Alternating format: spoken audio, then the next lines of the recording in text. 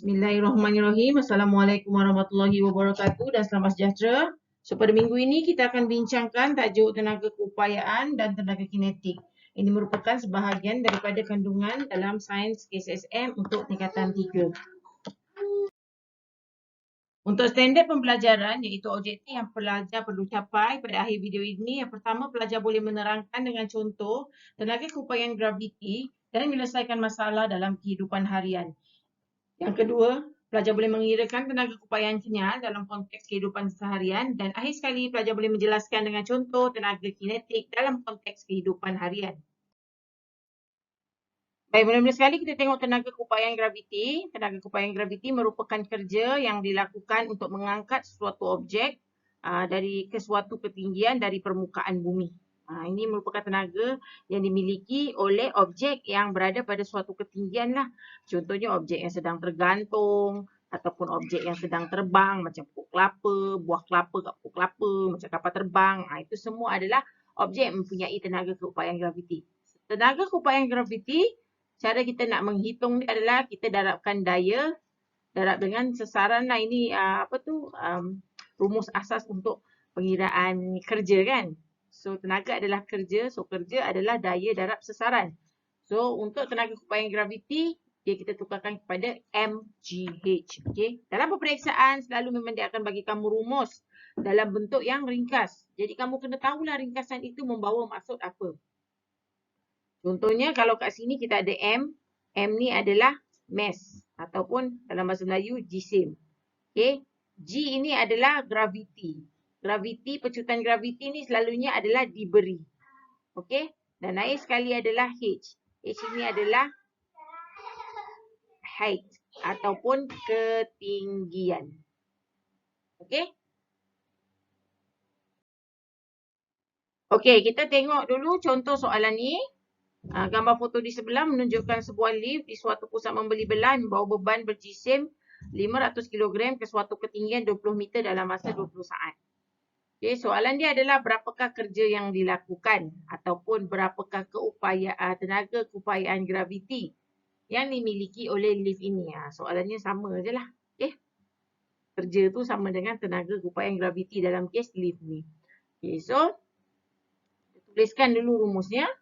Rumusnya adalah TUG, tenaga keupayaan graviti sama dengan mgh. Rumus dia dah bagi Ni rumus dia bagi.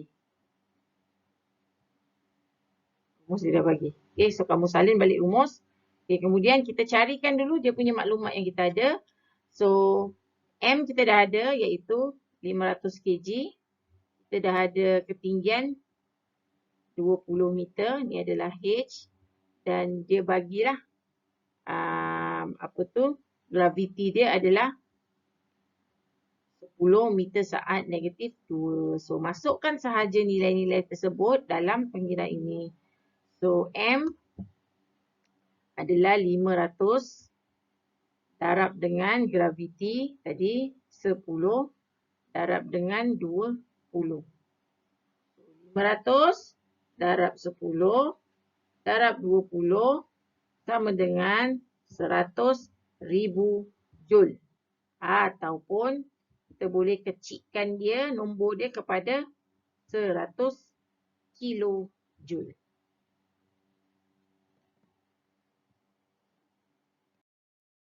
Seterusnya kita tengok tenaga keupayaan kenyal. So tenaga keupayaan kenyal merupakan kerja yang dilakukan untuk memampat atau meregangkan suatu bahan kenyal dengan sesaran dari kedudukan keseimbangan. Contoh paling mudah adalah spring apabila dimampat dan juga diregangkan, so spring tersebut mempunyai tenaga keupayaan kenyal.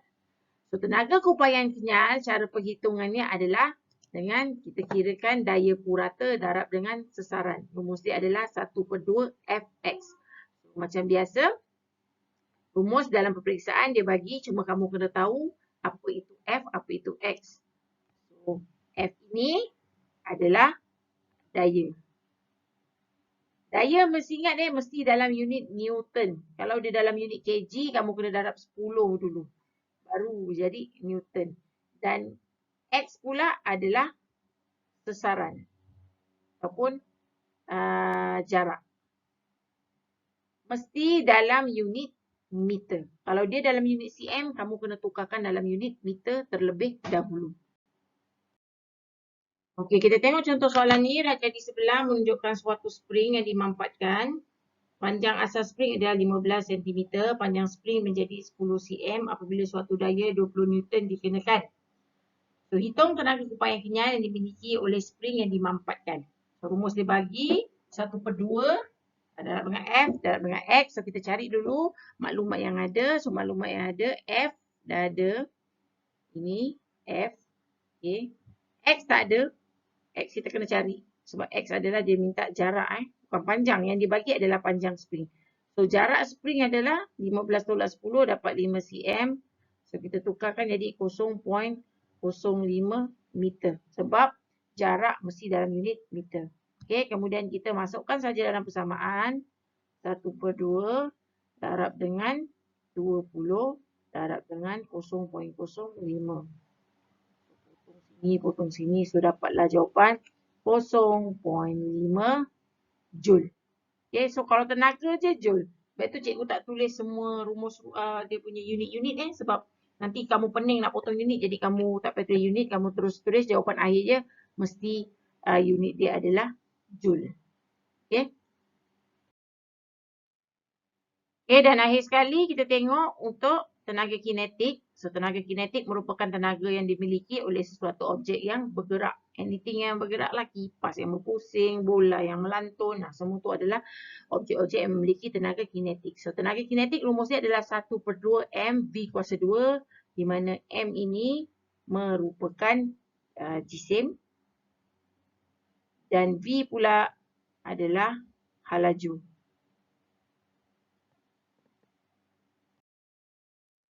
Okey, kita tengok dulu contoh soalan ni. Gambar foto di sebelah menunjukkan sebuah kapal terbang yang sedang terbang di langit. Kapal terbang itu berjisim 800 kg dan terbang dengan halaju 900 km per jam. Hitung tenaga kinetik kapal terbang itu. So, dia bagi rumus dia adalah 1/2 darab M darab dengan V kuasa 2. Okay, so mula-mula sekali macam biasa kita cari dulu maklumat yang ada. Ini dia bagi 800 kg, ini adalah M. So, V dia dah bagi 900 km jam negatif 1 ataupun km per jam. Tapi masalahnya, untuk kita menggunakan rumus ini, kita kena tukarkan unit ini kepada jarak mesti dalam unit meter, masa mesti dalam unit saat. Okay? So, kita tukarkan dulu halaju tu. So, V sama dengan 900 km per jam. So, kita kena tukarkan dia kepada meter. So, 900 km nak jadikan meter kena darab dengan 1000. Manakala jam pula, 1 jam bersamaan dengan 3600 saat. Okay, untuk dapatkan meter saat negatif 1. So, kita dapatlah jawapannya 250 meter per saat ataupun meter saat negatif 1. Kemudian baru kita boleh kira tenaga kinetik. Itu 1/2 darab dengan M darab dengan V kuasa 2. 1/2 M dia tadi adalah 80,000 kg darab dengan 250 kuasa 2. Kena kuasa 2 dulu. Kuasa 2 kan dululah. Sebab dia V kuasa 2. Okay. So, kita dapatlah jawapan. Tekan kalkulator je anak-anak. 2,500,000. Bukanlah 2,500 juta. Joule. Okay. Kita boleh pendekkan dia, kecilkan dia lagi punya unit ni kepada kilo, mega, giga. Boleh. So, dia jawapannya juga kita boleh terima sekiranya 2.5 gigajoule. Okay. Jawapan ni pun dah cukup cantik dah joule. Tapi banyak saat kosong kan. Okay. So, itu merupakan tenaga kinetik yang dimiliki oleh kapal terbang tersebut. So, maka berakhirlah sudah kita punya perbincangan untuk topik ini. Diharapkan apa yang cikgu sampaikan mendatangkan manfaat kepada kamu. Jangan lupa subscribe, like dan komen di YouTube channel cikgu ya. Semoga kita berjumpa lagi dalam video akan datang. Assalamualaikum.